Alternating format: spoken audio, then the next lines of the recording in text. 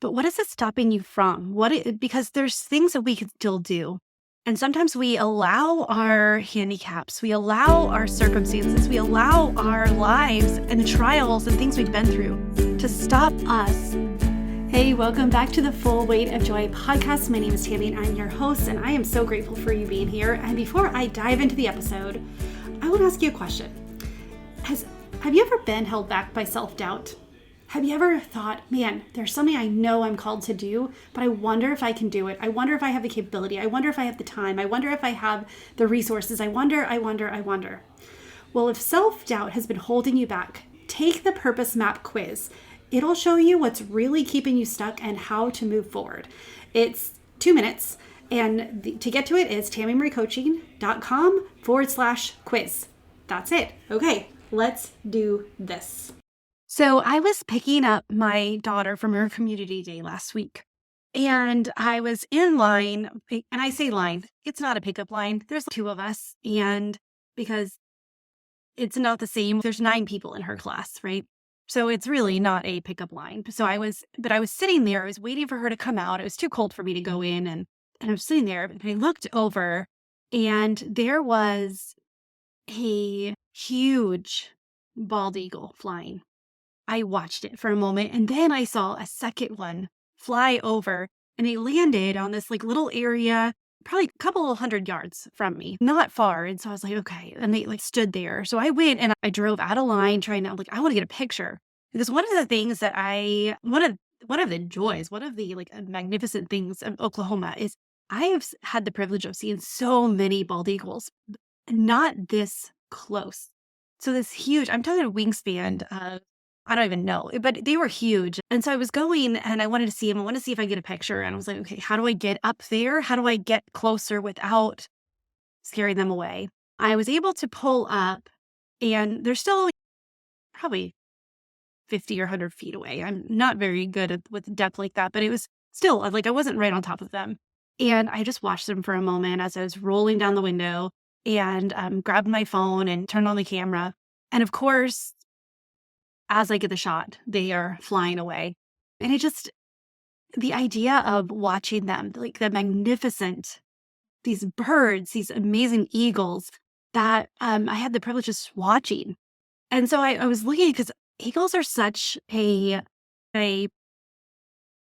very representation. I don't know why I can't think of the word. They're a symbol of strength, right? And the eagle trusts itself. It knows how to fly. It knows how to take flight. It did not think about the fact oh, someone's coming to see us. How am I ever going to get away? It just simply spreads its wings and rises. It simply just floats away. It was such a work of art watching them fly away. And I was thinking about that because I've seen eagles close up. I've seen eagles, but I've seen them caged. I've seen them at the zoo where they're injured, and so this is the life that they have. And they seem happy enough. At least they're being taken care of. They have food. But this powerful being, this powerful animal that was meant to soar, and it's stuck in a cage, and there's limits to what it can do. And even when the cage is open, it still doesn't fly away because it's injured. Something is physically stopping it from going out. And the difference between these 2 eagles, these 2 eagles that I saw on the ground and flying away, is the strength and the trust it has and the ability just to go. And it made me think about this whole idea of self-doubt, this whole idea of something holding us back, whether it's something physically or mentally or emotionally. And I wanted to share about that today because a lot of times it's really self-doubt that is crippling us, that is hindering us, that's paralyzing us, that's stopping us. And it's not actually something that is not a physical thing stopping us. And even if it does, you're like, Tami, it is actually a physical ailment that's stopping me. But what is it stopping you from? Because there's things that we can still do. And sometimes we allow our handicaps, we allow our circumstances, we allow our lives and the trials and things we've been through to stop us from doing what we're called to do. from doing what and to flying like the strength of an eagle, like flying, um, it stops us from stepping into who we're called to be. And so I want to just talk about that today because really, our self doubt is like this cage. It's not reality. The door is open, and yet we physically stop ourselves because of something that is, it's not even true. The self-doubt comes from a place where really it's the fact that we don't trust or we can't depend on our strengths and our gifts. And we are questioning whether we're questioning our worth, our capability, our calling, our assignment. It's a question that comes to our mind versus something that's physically like holding us to the ground, keeping us in a cage. And and it's something that stopped me for a long time.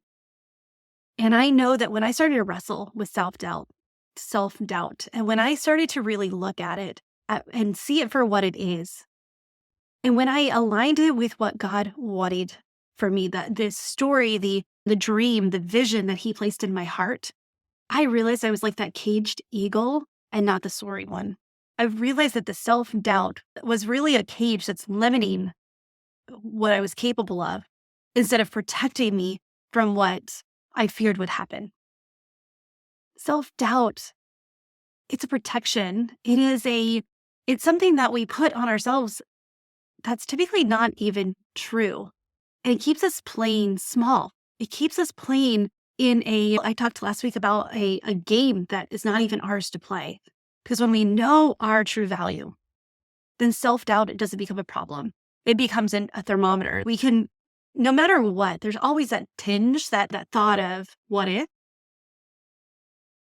but it doesn't have to cage us. It doesn't have to stop us. And so I wanted to talk about that today because so many people that I talk to, it's self doubt that is caging them, that keeping them from this more or this living this dream, and experiencing the life God wants for them versus something that's physically stopping them, a truth that means that they can't do it.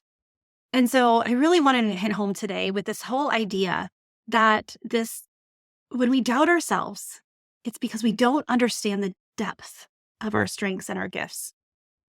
And I want to even go a little bit further to saying that we doubt or we don't have enough faith in the one who gave us these strengths and gifts and talents and the calling and assignment. Our self-doubt is going to limit us because we don't understand or we don't trust the depth of what God's given us. And so before we go any further, if you're like, Tami, I know that self-doubt is one of the things that's stopping me, but I'm not quite sure what the self-doubt is pointing to. I'm not quite sure what else is holding me back. I have a quiz for you. I really want you to see that what is stopping you from having the life that you want, from stepping into who God's called you to be and having the impact, making that, creating this legacy that I feel like God's put in our heart for eternity. He's put something more, something beyond ourselves into our heart. And if we don't get away from self-doubt, if we don't understand what's stopping us, then we can't remove the block. We can't push self-doubt away and put it in the cage where it belongs and allow us to soar. So I have a quiz for you. It's TamiImlayCoaching.com / I keep saying backslash, but it's / quiz. Good thing is you're smart enough. We've been around the internet enough. It's / not backslash. But TamiImlayCoaching.com / quiz. It takes 2 or 3 minutes. It's 7 questions. And it just really helps you take that first step to see what is the barrier stopping you from getting what you want. And all right, with that, let's go back. Let's go back into how can we step out of self-doubt and how can we soar? And one of the things I was thinking about, what's an area that I've started to doubt myself, and what is a story that I can relate to this? And one of the things is when I was in high school, I was a cheerleader, not very good, but I did it. But I loved it. I loved the people. It's definitely not as competitive as it was here. But I broke my arm. And actually, I was out of softball as well because of my broken arm. And so I went the next year when I was healed. I still didn't have the strength to go back to softball. I still didn't have the strength to pitch. And honestly, I lost my spot. I lost my position just because I was out for so long and the competition was so hard. And so I was like, okay, what else should I do? And I decided to pick up tennis. And so I loved it. I enjoyed it. I played for my senior year and and it was such a great experience. And so it caused me to learn more about tennis. And one of the things, and recently I watched this movie, King Richard, where it's the story of the Williams sisters and their power of self-belief. And Serena wasn't always, she's one of the goats, right? She was so amazing. And what I liked about her, and as I read stories about her, is her determination and the belief that she could do it. She wasn't always seen as the best. Like in her early careers, like critics doubted that she even had the finesse of other players. But she didn't let that define her. She let her actions speak louder than the noise that was around her. So instead of listening to critics, she relied on her preparation and belief in herself. She understood the depth of her strength and she knew she could do it. So she showed up boldly even when people questioned her ability. And she played with confidence, she played with focus, and more often than not, with determination, proving that self-doubt loses its power when you take action. And so I was thinking about that, and between her ability to believe in herself and these eagles that I saw that were soaring, I want to say, okay, I was looking at like, how can I teach a framework? How can I show you today how to stop having self-doubt and really have self-belief? And so I came up with this acronym FLY. So the first is to face the fear. When things are brought to light, they lose power over you. When a light is brought on it, it amplifies the truth. It's when things are hidden, when you have these limiting beliefs in your heart and you don't acknowledge them, you don't see them for what they are, they're going to grow, they're going to fester, they're going to hold you back, and self-doubt is going to grow instead of self-belief. And so to face the fear, acknowledge what's holding you back. What are you afraid will happen if you step into your self-belief? Is it fear based on truth, or is it just your inner critic talking? Many times it's my inner critic that was telling me that I couldn't do something. When I started playing tennis, my inner critic was like, they've been playing for years. And so I just told myself, okay, let's just go have fun with it. I didn't allow the fear of not being the best. After coming off from a high, we were our UK champions with softball, and we won some awards in cheerleading. And so it's coming from a high. And then I was starting at the very beginning. I had never held a racket before, and I was learning it. And so learning to face your fears, and I realized I was like, okay, I'm pretty athletic. I could see a ball coming because I can hit a ball with a bat. If I can hit it with a bat, I can hit it with a racket. And so when I realized that it was my inner critic talking and it wasn't truth because I'd never tried it before, I could get around my self-doubt because I was like, okay, these are the things that I believe in that I could figure out. And so when we face it and we see whether it's truth or not, then we can start making choices. Then we can start looking at what truth is there. What is the evidence for it? And sometimes even we have the self-doubt because there's evidence that points to we can't do it. And I'm just going to tell you with that is that for every time you look at something you can't do, you're going to prove yourself right.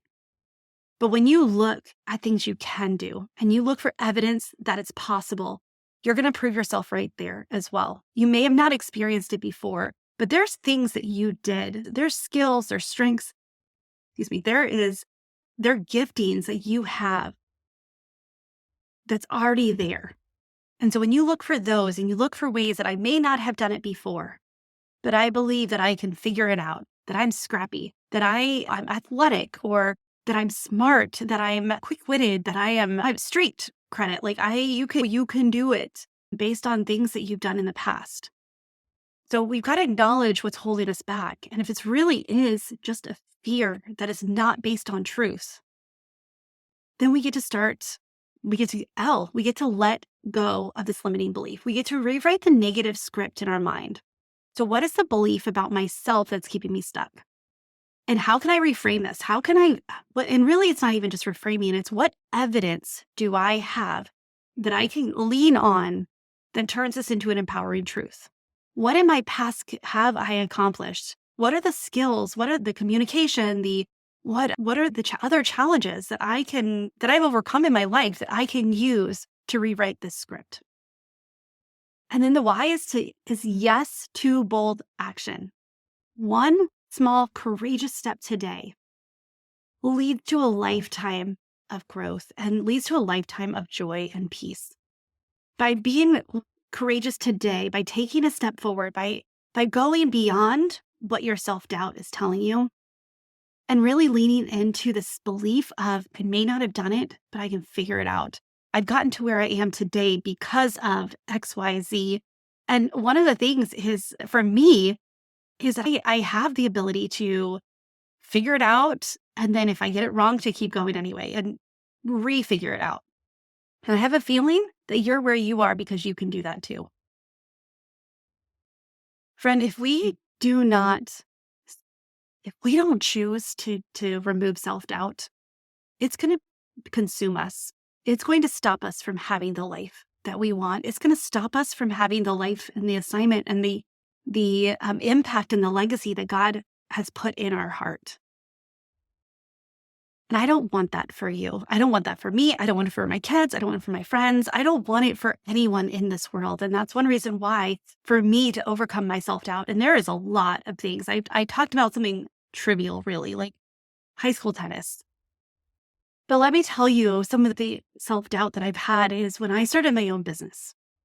And going from therapy to coaching, I was like, therapy, I had years of training for it. And coaching, I had a 6-week class at this point. Now I've taken hours and months of classes and learning and honing my craft. But it's that self-doubt of you don't really know what you're doing. But the thing is, God reminded me that yes, I may have had just a few weeks of training on how to become a coach, but honestly, He's been training me my whole life for this moment.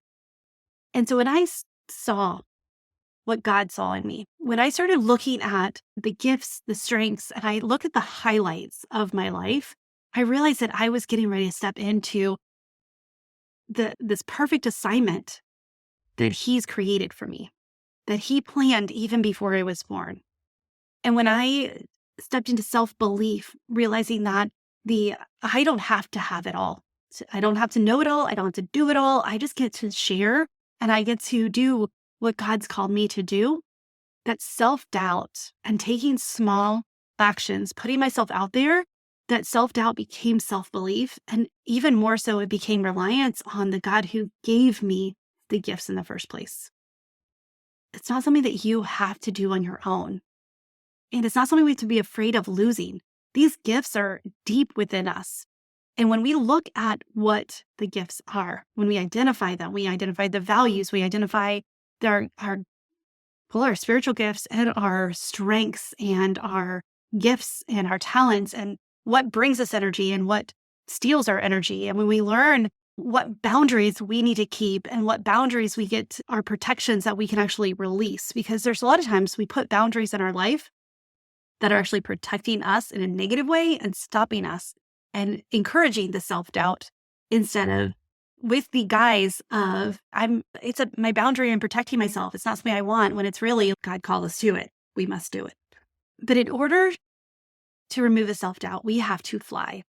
We have to have that power of self-belief and realizing and leaning on, not on our own understanding, but the understanding that God has opened the doors for us. We just have to walk in. And so if we do this with fly, face the fear, letting go of limiting beliefs and say yes to the bold action, our self-doubt will dissipate. It will go away. And we're going to start seeing ourselves in the same way that God sees us. We're going to see our impact and our legacy in a way that allows it to soar like those eagles that were free to go where they wanted to go and stop where they wanted to stop. And the symbol of strength that they have is within you as well. So friend, I already talked to you about the next step is fly first, But if you want to take this a little further, if you really want to understand what's stopping you, what is keeping the self-doubt in your heart and how to get rid of it, how to rewrite the stories in your life and not we can't rewrite the circumstances, but we can rewrite what we take from them.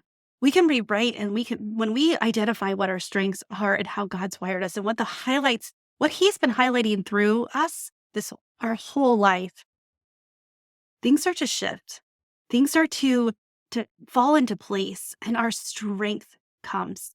And this self-belief that we don't have to have it all together, but we know who has it and we know how to figure it out, that comes. And so first step is to take this quiz. It's 7 questions and TamiMarayCoaching.com/quiz. And just start to say yes to yourself and no to the self-doubt that's been keeping you in the cage. And with that, friend, I just want to say thank you again for being here. And if this is something that you're ready to go deeper with, and you're like, Tami, I can take the quiz, fine. But I realize God's put something on my heart that I need to remove. He's put something in my heart that I need to step into. And there's something that I need to remove first. That self-doubt, that imposter syndrome, that other things that can look like as hesitation, overthinking, not applying for opportunities.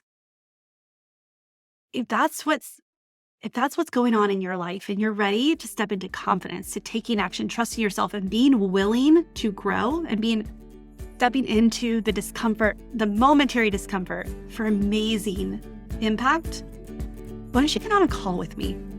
Just let's chat about what God has put on your heart and what's possible. All right, friend, with that, choose joy until joy chooses you, and I will talk to you really soon.